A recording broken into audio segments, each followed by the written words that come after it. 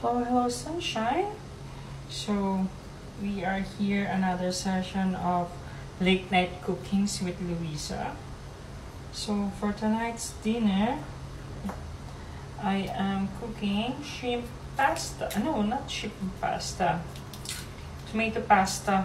Kasi kahapon ang dami kong nakain na rice. So, I'm trying to reduce my carbs for today's video. Tapos kanina nag-dinner kami with Kip. Naparami rin yung kain ko ng kanin.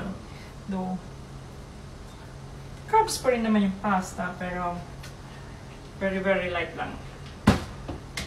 So, yan. Kumukulo na yung water. Lagyan lang natin siya ng salt.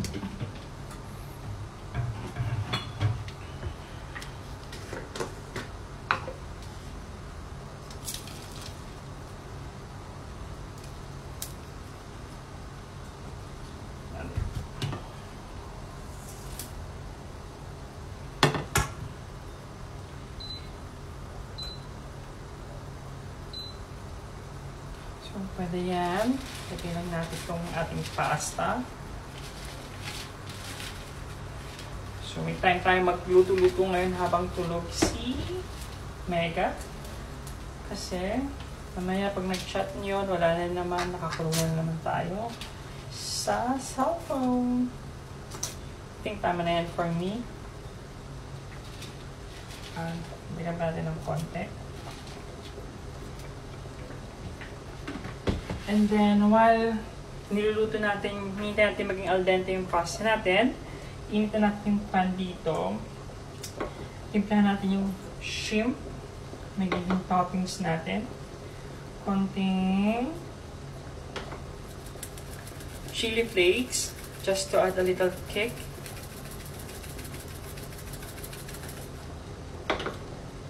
And then, paprika.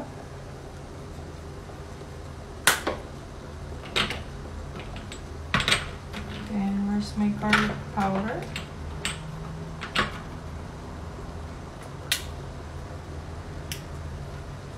Pepper.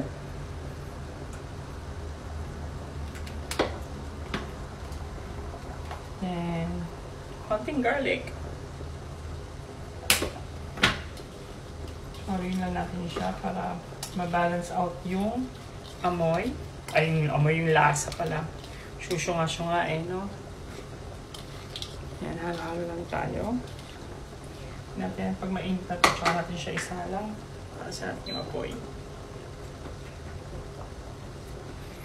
So, kanina, while on my way to work, konting chika lang habang naghihintay tayo uminit ito.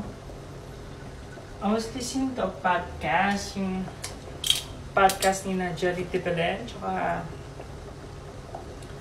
uy, successful, may olive oil na tayo. Ni na Jelly Tibelen, Kenny Pangilinan, Carmina Villarreal, Janice Tibelen, Jelly Tibelen. So while we're waiting for the pan to heat up, kuhain na natin yung ating garlic.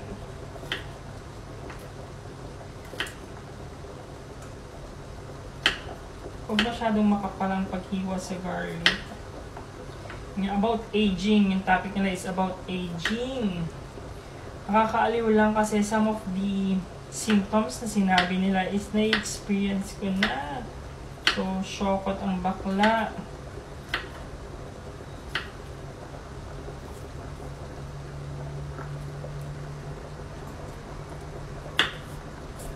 So, hintayin lang natin maging al dente yung pasta.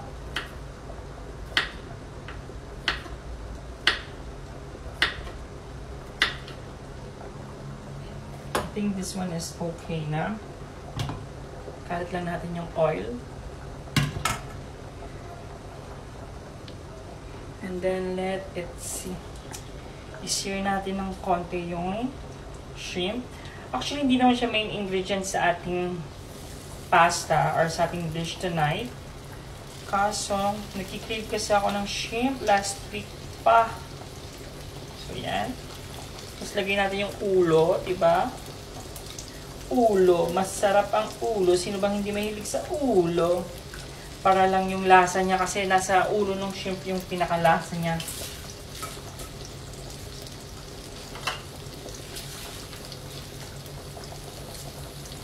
set aside lang natin ito, pero medyo malinis. Pag nagluto ng shrimp, dapat nangina lang yung apoy kasi pag nabigla, matigas.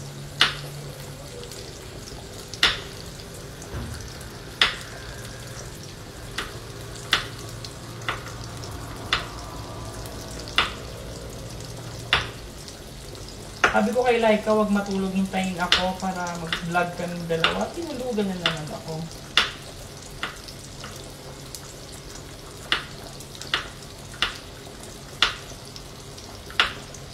Parang pangit yung pagkakainiwa ko ng garlic, pero hayaan na. Kasi nabubutom na ako. So yan, kuha tayo ng tong.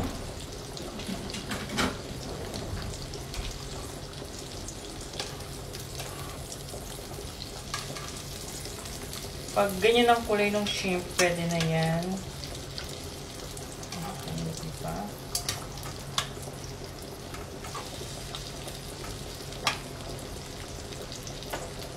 Natin yung ating pasta.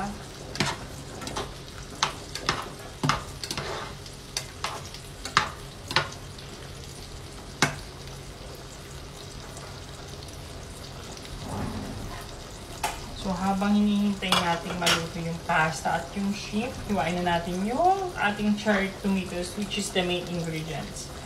Hugasan na to kanina pa. So, just cut into halves para madali siyang maluto. Napakasimple lang ang dish natin for tonight's video. Walang masyadong arte. Tomato, olive oil, garlic, tsaka fresh basil lang actually yung pinaka-basic ingredients niya. Tsaka of course yung noodles.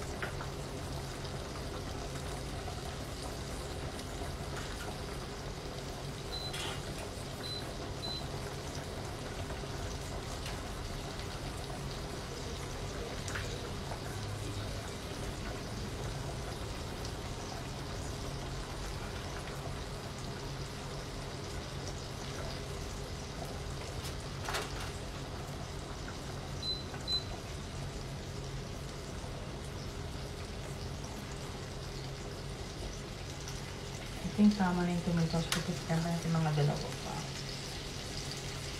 Kaloka yung cherry tomatoes. Ang mahal. So, kung gusto nyo pang makatipid sunshines, you can use the regular big tomatoes. Tapos i-chop nilang natin ng medyo maliliit. Para madali siyang maluto. So, natin yung shrimp natin.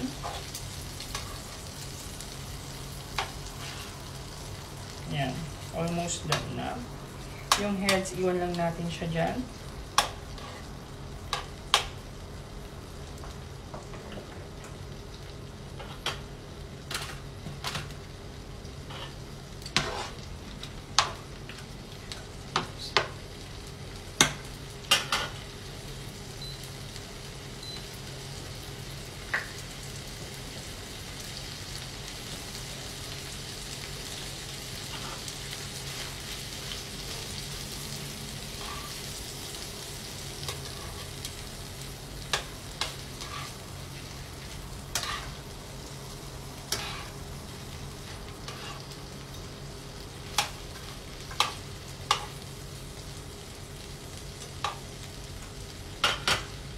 So, dagdagan natin ng olive oil para, kasi ito rin gagamitin as sauce base ng ating pasta.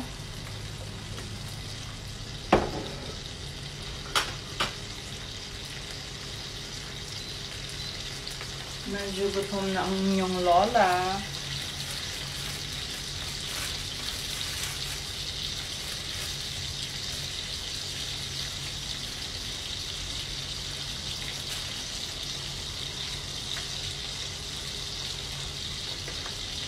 So yun nga, one of the sign of aging daw is yung madaling humapo or madaling mapagod, which is true. Oh my God. I feel that one na, or maybe kulang siguro ako ng exercise.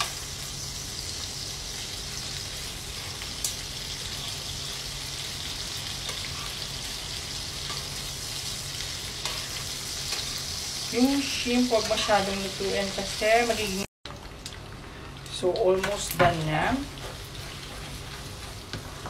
hinalo na natin yung spinach. Kuda ako ng kuda kanina mga ka-sunshines. Patay na pala yung camera. So, yan.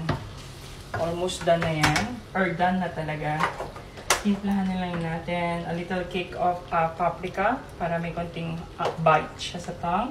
Konti lang. And then, let's add... Where's that? I cannot find... I think I should buy, organizer ng mga spices ko. Pepper, white pepper. And then, though may garlic na tayo, lagyan pa natin ng konting garlic. Tapos, konting sugar. Konting salt. And then, house-made plain sugar. Konting sugar. Konti lang. Para lang mabalance yung acid na binibigay ng tomato. And then, let's add a little water from pinaglutuan nung pasta. Konti lang, para hindi lang dry yung pasta natin. And then, mix it.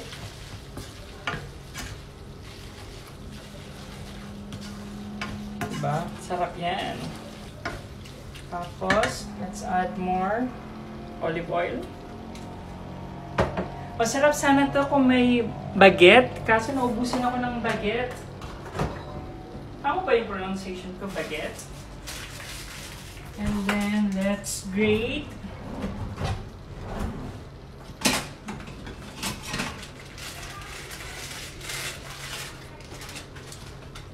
Let's add a freshly grated Parmesan cheese. I prefer yung freshly grated kasi dun sa nabibili na naka-grate na. Kasi minsan lasa siyang cardboard pala, sorry. So, yan. Yung parmesan ang parang magiging, yan, taas natin para makita nyo. Parang yung parmesan ang magpapalapot siya sa ating pasta, magpapakreamy. And this one is enough.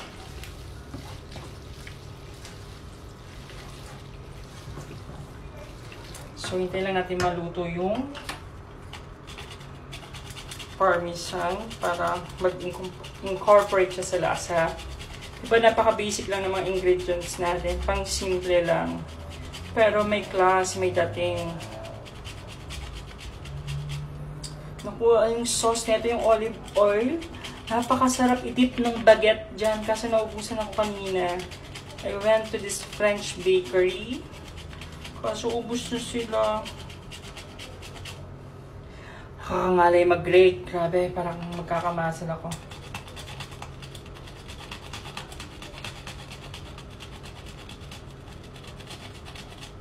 I think that's enough.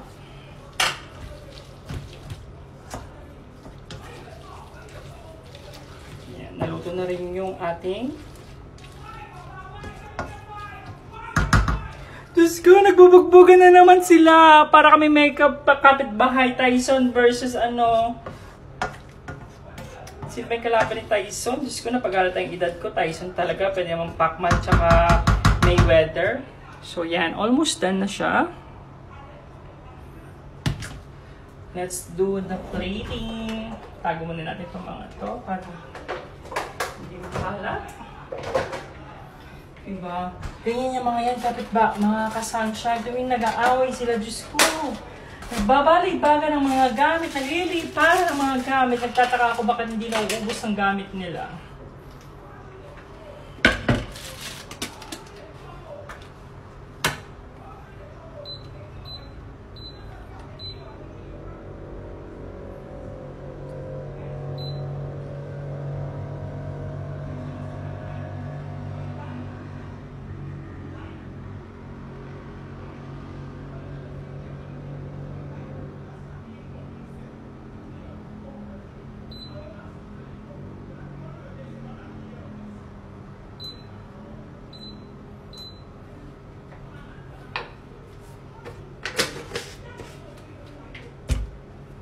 So may paprika na tayo kanina, at saka pepper, pero lagyan pa rin natin ng konting chili flakes.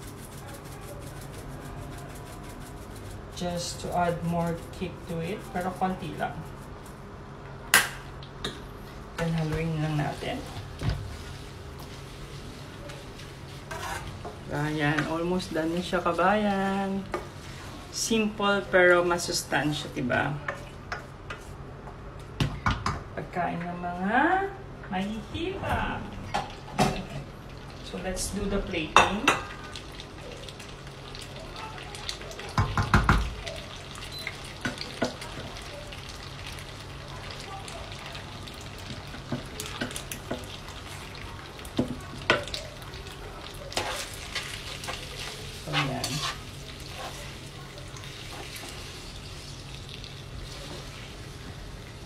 We will do our plating. Kaso umiikot din yung ating pot. So naguluhan siguro kayo. Yan. Lagay natin sa center.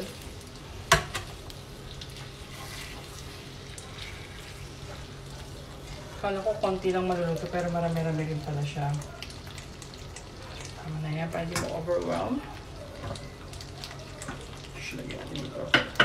So yung iba para kay Miss Laika na pagising niya may breakfast siya.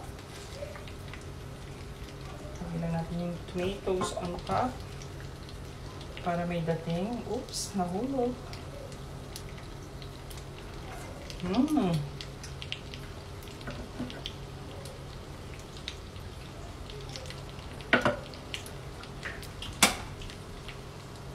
And then, itapins natin itong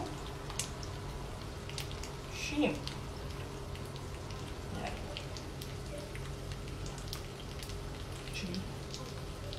Walang luto. So, zaran! Luto na ating tomato pasta.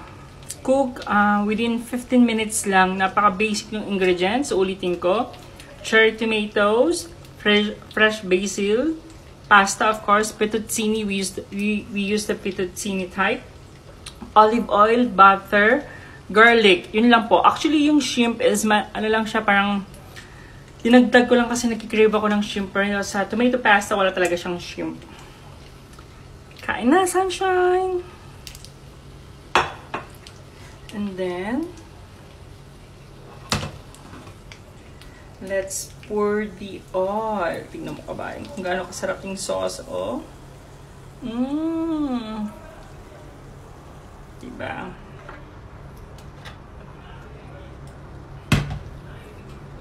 Let's eat!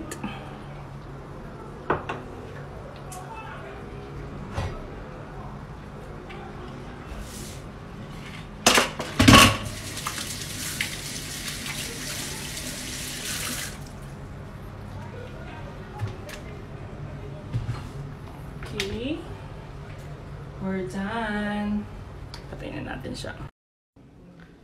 So, yan, kabayan. May laban na naman si Pacquiao at si Mayweather. Ganyan ka-peaceful ang aming neighborhood dito. Let's open this one.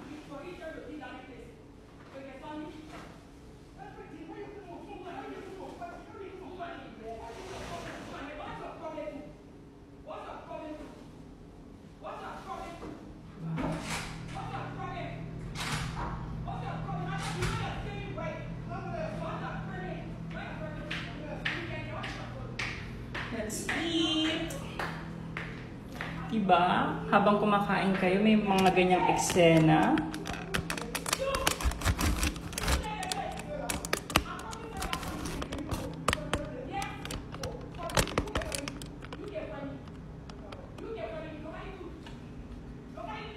Actually, wala ako dapat topic ngayon sa late night cookings with Sabas. Pero gawin natin topic yung buhay ng mag-asawa mo yan. Maki-martes tayo. So, nagsimula kasi lahat yan dahil yung babae, nahuli niya may kasama yung lalaki sa unit nila. Diba? Nahuli niyang may ka-sex. Sorry for the word. From then on, araw-araw na sila nag-aaway. Diyos ko. Para sa mag-asawa, kung ganyan na baka unhealthy yung relationship, yung kailangan niyo pa ba mag-stay? Narinig ata ako pinagchichismisan sila, uminto sila. So, bago tayo kay chismis, tikman muna natin yung ating food. Tomato pasta.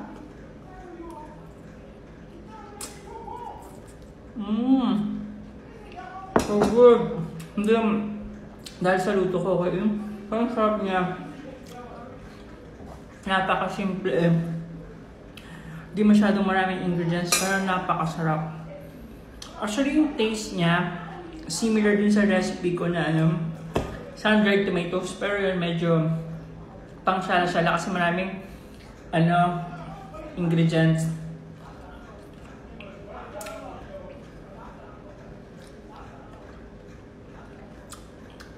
Paborito ni Jen yun.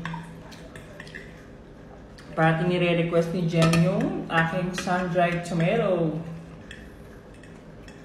Diba, Jen?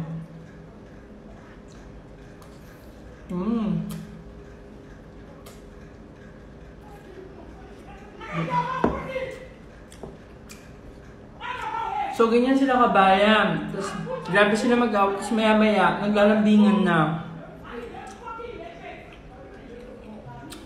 Ha? Pag ganyan nakaka-toxic, pag nahuli nyo na nagloko yung partners nyo, should you stay pa rin ba? Kasi tataka kami, ayaw niya umalis dyan. Ayaw niya iwan yung asawa niya. Pero parang siya yung nagtitrigger ng away nila. After niyang nahuli yung asawa niya, parang siya yung nagsisimula ng gulo, siya yung nag-aaway. Tapos one time pa sa elevator, Diyos ko, bugbugan to the max sila para nanonood ng boxing, Pacquiao versus Mayweather. Sarap. Good.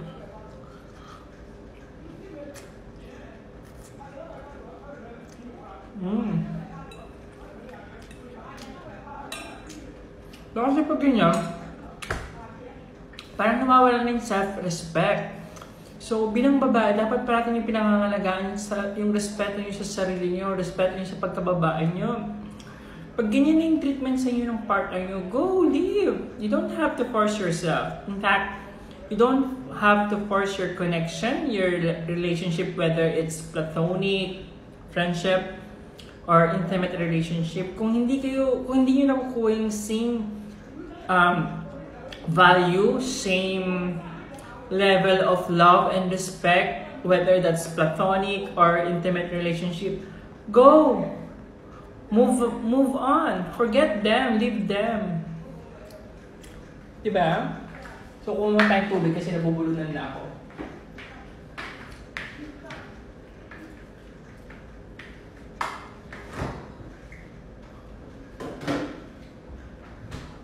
Pero in fairness, ang sarap ng pasta ha.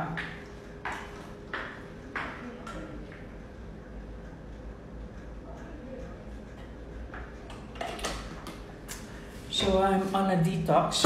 So, may lemon, tsaka ginger, yung water ko. Sarap. So good. Pero, mas masarap pa school talk pag maraming tomatoes. Pero para sa akin, masarap na siya. Kasi, I love tomatoes. Nung bata ko, pinapapak ko kaya.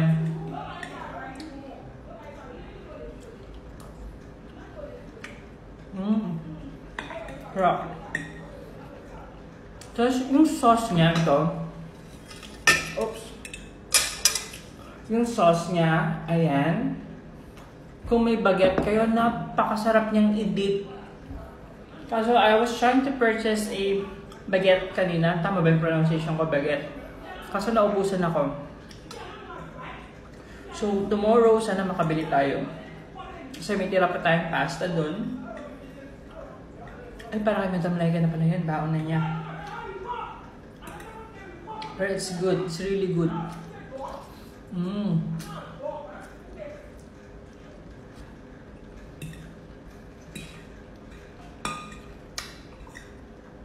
So, sabi ng Italian friend ko, French friend ko pala, the proper way of eating noodles or pasta, hindi yung pinuputol mo sa dulo.